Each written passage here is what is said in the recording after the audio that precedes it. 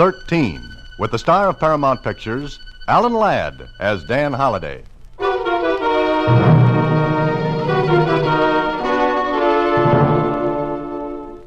Box 13, care of Star Times. I don't know quite how to begin this letter, except to say that it may sound fantastic to you, perhaps even a joke. But please believe me, I am serious, and the situation is serious. A man is dying, yet he has nothing wrong with him. He believes he's going to die 5 days from now, and so Bart LaFay is dying. A strong, healthy man is dying because of witchcraft. I know this sounds incongruous, anachronistic. In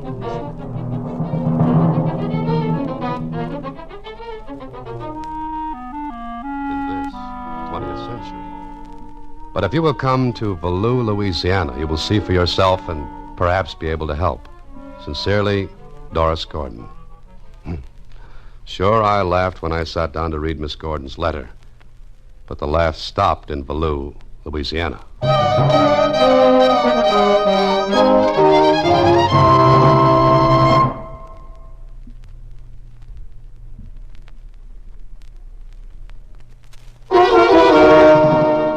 And now, back to Box 13 and Dan Holliday's newest adventure, Death is a Dowd. But, Mr. Holliday, you don't believe this, do you? Susie, as my old grandfather used to say, there's no such thing as a sure bet or a sure loser. I don't get it. Well, to quote the time-worn passage from Shakespeare, there are stranger things in heaven and earth, Horatio, than are dreamed of in your philosophy. Who's Horatio? That's beside the point. But, Mr. Holliday, she says witchcraft. Now, that's just, it's imposterous. Atta girl, Susie, you never let me down. You had to hunt for it, but you found the wrong pronunciation. That's beside the point. Yeah, it could be. But something tells me that Valleau, Louisiana offers interesting possibilities. Before I took off for Louisiana, I went to the Star Times and did a little research. You know, it's surprising what a person can find out about things he thought went out with the oil lamps, horse cars, and witch trials. But look at the bustle. Everybody thought it was dead. But now look. Well, just look. Anyway, what I learned made me change my mind a little about that letter from Doris Gordon, who met me at the station at Valleau. 5 minutes after I got off of the train, we were driving along a dusty back road in her little car. I didn't think you'd come, Mr. Holliday. Well, I never refuse a chance to get mixed up in something that sounds different. Or insane? Well, what's the difference? Automobiles and radios were different when they came along. Before that, they were insane. But this is different. We're in the 20th century. Salem and the witch hunts are history. History?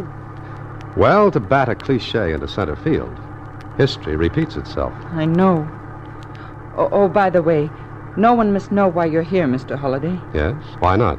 Because these people are fine and honest, but they're liable to resent a stranger. Oh, so what happens?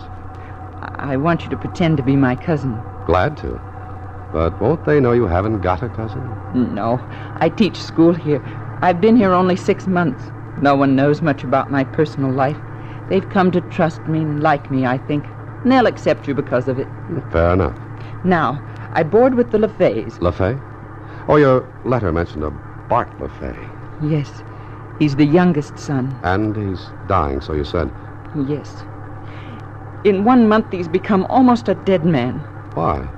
What did the doctor say? He said there's nothing wrong with Bart. But there has to be. That's what I told myself. I told it to Bart. But Mr. Holliday, he knows he's going to die because someone has told him. Who? Who told him? I don't know who started it, but now everyone in Valleau knows it. It's been like a snowball. Building. You're in love with Bart? Yes, I am. All right, but, well, I don't see what I can do to help. You've got to. It was only by chance that I saw your advertisement in the Star Times, a newspaper published in a city hundreds of miles from here. Remember? Adventure wanted. Will go any place, do anything. Write Box 13. I had to write to you. Just a minute, Miss Gordon. Let me ask you one question. What? Have you gone to the authorities? The sheriff, for example? Of course I have. And? Mr. Holliday, The law can't help when you're fighting something you can't see. So I was taken into the LaFay home as Doris Gordon's cousin. There was something about the house, an aura of fear that hung over it like a deadly pall. Bart's mother, his father, and his two older brothers seemed to have accepted the fact that Bart would die. Die when he said, in 2 days. That night, Doris arranged for me to be alone with Bart in his room. The house was located near the edge of one of the big bayous, and somewhere outside in the night, the strange, eerie animal sound seeped through into the room where I sat with the sick man. How do you feel, Bart? Not fit, Mr. Holliday. Oh, now look here, Bart. The doctor says there's nothing wrong with you. Ain't nothing he knows. Ain't nothing he can know. Now, look, a man just doesn't die without something being the matter. I got just 2 days now. Oh, Bart, that's nonsense. Now, snap out of it. You just don't believe it, do you, mister? No, I don't.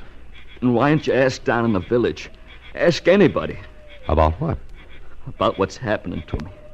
People seen it happen before, and there ain't nothing nobody can do. Ain't nobody can help. There ain't nothing. Doris! Doris, get some water. Oh, we can't swallow when he's like this. No. Here, Bart. Come on, sit up. Sit up. Let yourself breathe. It's getting worse.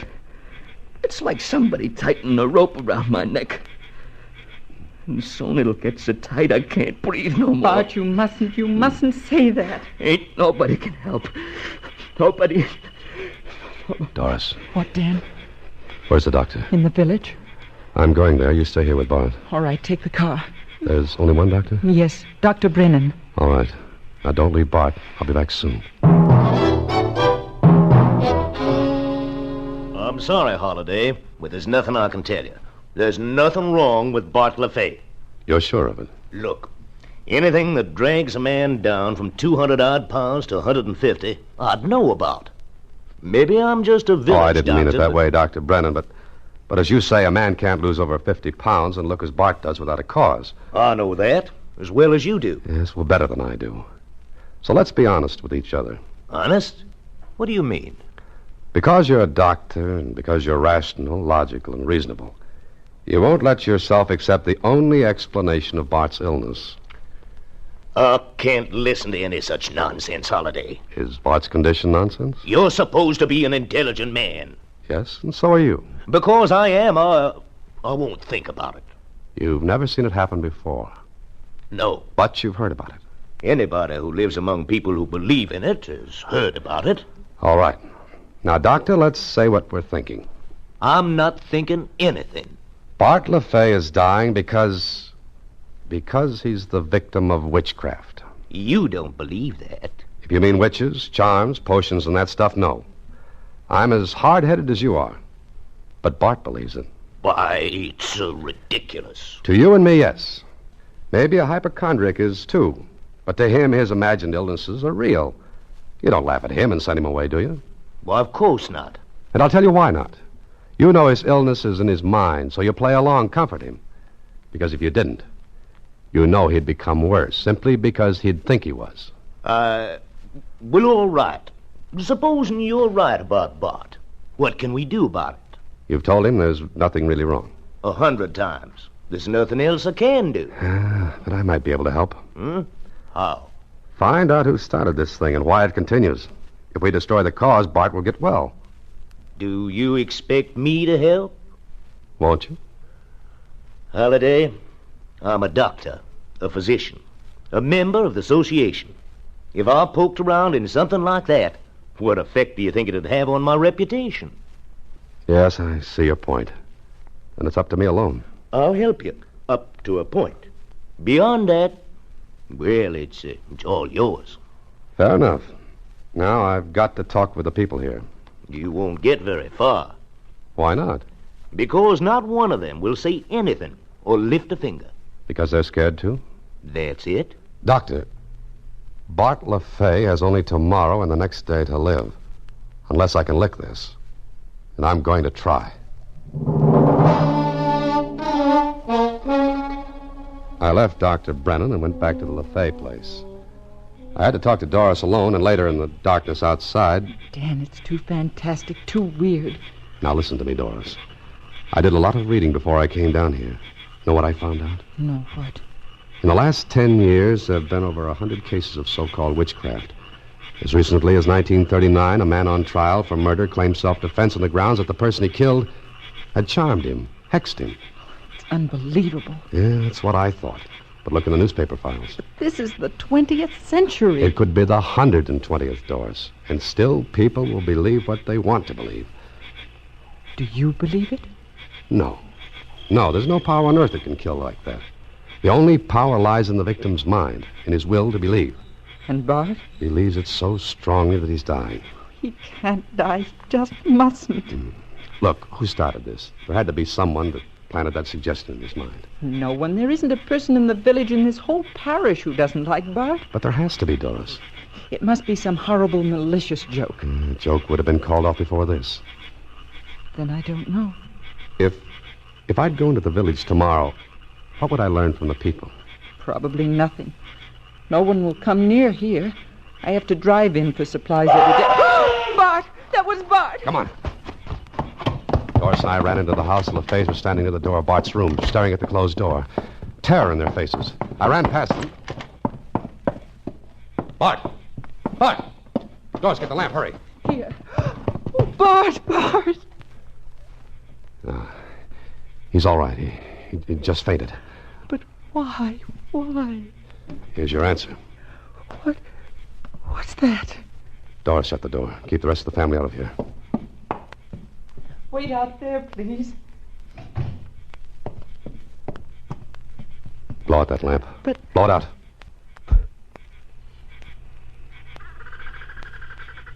What are you looking at?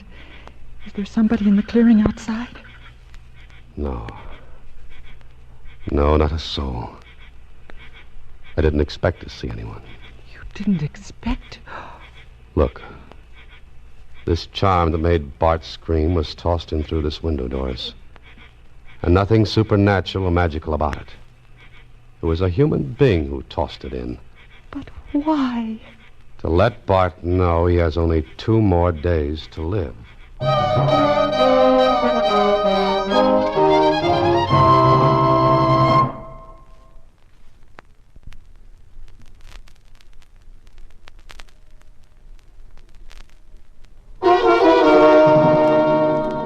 And now back to Death is a Doll, another Box 13 adventure with Alan Ladd as Dan Holliday.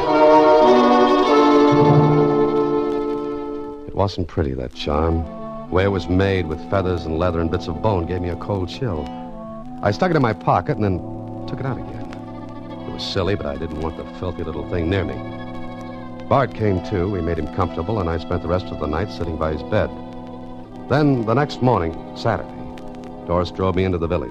While she did some errands, I went into the general store. Morning, mister. Oh, good morning.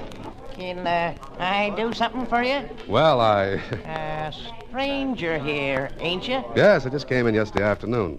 I'm Miss Gordon's cousin. Oh, sure. Fine girl, Miss Gordon. Yes, she is. Boys, this here's Miss Gordon's kin. Cousin. Them's Ed Masters, Hello, how are you? John Latouche, How do you do? Tuck Wilson, Hi. and the rest of 'em. Hiya. Staying in Value a spell, Mr. Name's Dan. Just call me Pop. Everybody else does, though Tuck here's about 10 years ahead of me. Oh, okay, Pop. As I was asking, staying long? Well, I don't know. Vacation? Sort of. Oh, staying here at the hotel? No. Oh, renting the old Gerard cabin, huh? Folks do for vacations. No, I'm staying with the LaFays.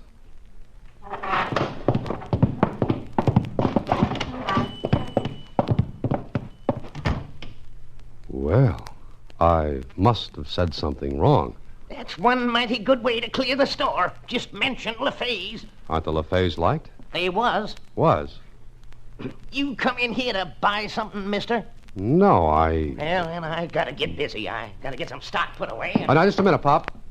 Huh? Want something? I want to know something. Maybe you can tell me. Depends. I don't know much. I'll make it worth your while. You can put away your money, mister. If and I wanted to make talk, I wouldn't take no pay for it. Oh, I see. I'm sorry. You ain't staying long with the LaFays, are you? I don't know. You better know. Listen, Bart LaFay's dying. Is he? You know he is. He's been ailing, not been fitting. Pop, who's doing it to him? I ain't got no idea what you're talking about. I think you have. You can't stand by and see a man die like that. Sooner or later, we all got it. Pop, if you can tell me anything I that... ain't no use of asking me. But effing you want advice, mister, don't stay no more at the LaFays. I gotta get back to work. Oh, now, wait a minute, Pop. Well, it was useless to try that anymore. I went outside and stood there for a moment. Then I glanced back at the store, and staring out at me from a window was the face of a girl, about 18. And if ever a face showed fear, there it was. Before I could move, she pulled back and away. Outside in the street, little groups of people stared at me, and when I looked back at them, they walked out of sight. Farther down the street, I saw Doris, and she was talking with a big, husky fella, and I walked toward them. Dan, what did you find out? Nothing. Oh, I knew it. Oh, Dan, this is Didge Lawson, Bart's best friend. Didge, this is Dan Holliday, my cousin. How are you, Didge? Fitting? Them yellow livers was scared, huh? Yeah, looked like it. Look here, mister. I ain't scared. If you want any help, I'll give it to you. Thanks, Didge. But can you help? Maybe. I got an idea. An idea, Didge? About what? Look here. Someplace out in the bayou is what's killing Bart. In the bayou? Yeah. I know that there bayou like the back of my own hand. Some funny things can go on out there, mister. Like what? I see the doll once, hanging from a tree, dressed up like a man it was, dressed up like Bill Dakin. Ain't long after that, Bill took sick. Pretty near died. You saw that, Didge? Why didn't you do something? Me? I ain't gonna touch nothing like that. Them it touches is they get sick and die. You think that's what's happening to Bart? Is that it, Didge? Maybe. I see. Well, thanks for offering to help. That ain't nothing. We better be getting back now, Dan. Huh? Oh, yes, sure. Glad to have met you, Dan. See you, yeah? Yeah, I'll see you later. Bye, Didge. Bye. Doris, Yes? how good a friend is Didge to Bart? Why, they grew up together. And would he tell us if he knew who was doing this to Bart? Oh, I'm sure he would. Yeah, then we have someone to help us. But I think he's really afraid, too. He'd never admit it. Do you think he'll be able to help? That depends. But what he said about that doll and Bill Dakin, did you believe it? Yes, I did, because it's happened before. Dan, you can't mean it. You can't mean it, because it's impossible. So is the fact that Bart's dying with nothing wrong with him. But he is. Then how can we stop it, Dan? Well, I don't know yet. But we've got to find out today. Tomorrow may be too late. Let's get back to Bart. When we got back to Bart, I tried to get him to tell me who had told him he was doomed to die. But he wouldn't say. Bart had one more day to live unless we could find the evil thing that was preying on his mind. It was later that night, close to midnight. I couldn't sleep. I was lying on the cot when I heard a noise at my window. Who's that? Who is it? What the... Shh. Don't talk loud, mister. Who are you? My name's Melissa. Please, mister, I gotta tell you something. If you want to help Bart... Wait, I'll come right out. No, you just gotta listen. I heard you talking in the store to my pop. You want to know about Bart. What do you know? Come on, tell me. Didge put the death on Bart. Didge? If when he finds out I told you, he'd kill me. He won't do anything of the kind, Melissa. Now, what do you know about this? Everything was all right till she come here. She? Miss Gordon? Her. Didge got smitten with her. Oh, now, Melissa, we'll fix all that up. But you've got to tell me what you know, quickly. When Bart took sick, I knowed it was something Didge had done. I followed him out to the bayou. And? 5 times I followed him to Grandma Juno's place out there. Grandma Juno? Who is she? A witch. Melissa, there's no such thing as a witch. She is. All right, let it go. What else do you know? Did's gone out there again tonight. Tonight? How do you know? I saw him taking his boat out of the shack. Mister, he's gone out there tonight to see Grandma Juno. This'll be the last time. They'll twist the thread around Bart's neck, and tomorrow he'll be dead. Melissa, can you take me out there? Me? No, I ain't going no more. I ain't. I'll take sick and die. Wait right there.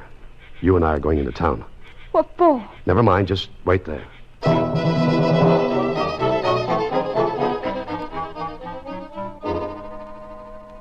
I awakened Doris, told her what was happening, and took her car, and Melissa and I drove into the village. Later, she, Dr. Brennan, and I went out to the edge of the bayou, and... If a word of what I'm doing gets around, I'll be done for. She's got to help, Doctor. All right. Melissa, What? you sure that you can lead us to Grandma Juno's in the dark? I think maybe so. Well, come on, we're wasting time. Get in the boat, Doctor. Oh, Captain. In for this, I got an MD degree. Chasing around in the black of midnight after a witch. Ready? I am. Go straight ahead until we come to the turn, then go left. Oh, good. Ready, Doctor? I gotta be. All right. Now, no lights. And be as quiet as you can. Let's go.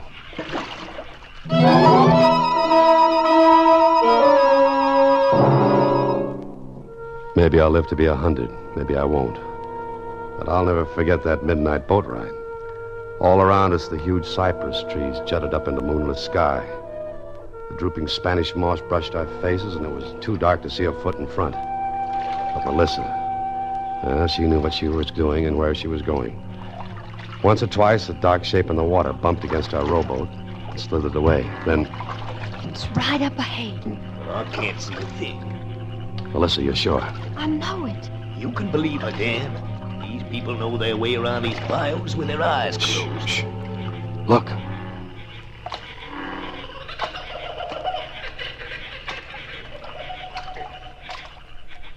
That's a lantern up ahead. There's Didge's boat. Stop rowing, Doctor. Easy. I'm gonna take sick and die. No, you're not, Melissa. Look. Good heaven. Up ahead, on a little island in the light of an old lantern, were Didge and an old woman. Didge was sitting on a log watching while the old woman crooned over a doll. Crooned over it and wrapped a string tightly around its grotesque neck. Silently, slowly, we got closer until we could hear her words. Breathe and gasp. Breathe and gasp. You'll last, my son. Tighter on your throat. The devil's hand is clutching. Melissa! That does it. Who's that? Get away! Come on, Doctor. He'll shoot. He's got his gun. They can't see us. Melissa, stay in the boat. Stop where you are. Don't you come no closer. If you do, I'll... Kill him, Didge! Stop him! Holiday, his gun. Don't let him get it. Curse to you, the devil's death! Didge! Pick up that gun, Doctor. You get it for this, mister. You get it. Now give me that doll. No! Give it to me, I said. Look out, Dan. She'll knife you. No, she won't. That's better. Now, let's get back to Bart, Doctor. What about Didge? He seems to like it out here. We'll let him enjoy it a while longer. Keep his gun. Here, let me see that doll. Why, it looks like Bart LaFay. Sure. It was Bart LaFay. Huh? Never mind now. Let's get back.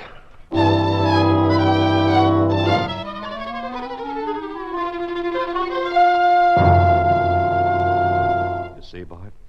This doll, it can't harm you now. Things like this can never harm anyone. It's in your mind. Look, I'll unwrap the string from its throat. You'll be all right. That thing was doing it to me? No, your mind was doing it, Bart. That's all. You'll get better now. But what about you? What about me? Grandma Juno will get you. No, she won't. Bart, believe me, there's nothing in the world like this can hurt you. So I'll go back home, and the worst that can happen will be my own fault. Sure. Where's Doris? Oh, I'll send her in when I leave. I can't thank you rightly, Dan. Yes, you can. Just remember what I told you, Bart. No harm can ever come to you unless you bring it on yourself.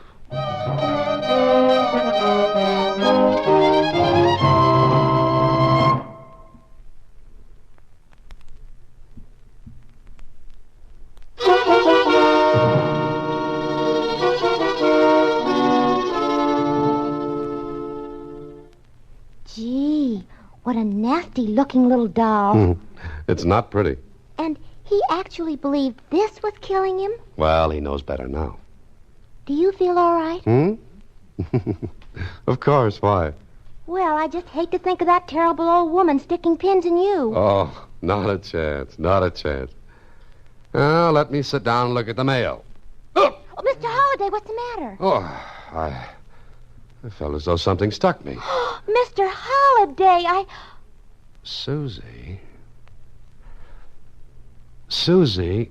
Oh, my knitting needles. Yeah. Good night, Susie. Next week, same time, through the courtesy of Paramount Pictures, Alan Ladd stars as Dan Holliday in Box 13. Box 13 is directed by Richard Sandville, and this adventure was written by Clark Robley. Original music is composed and conducted by Rudy Schrager. Part of Susie is played by Sylvia Picker. Production is supervised by Vern Karstensen. Box 13 is a Mayfair production from Hollywood.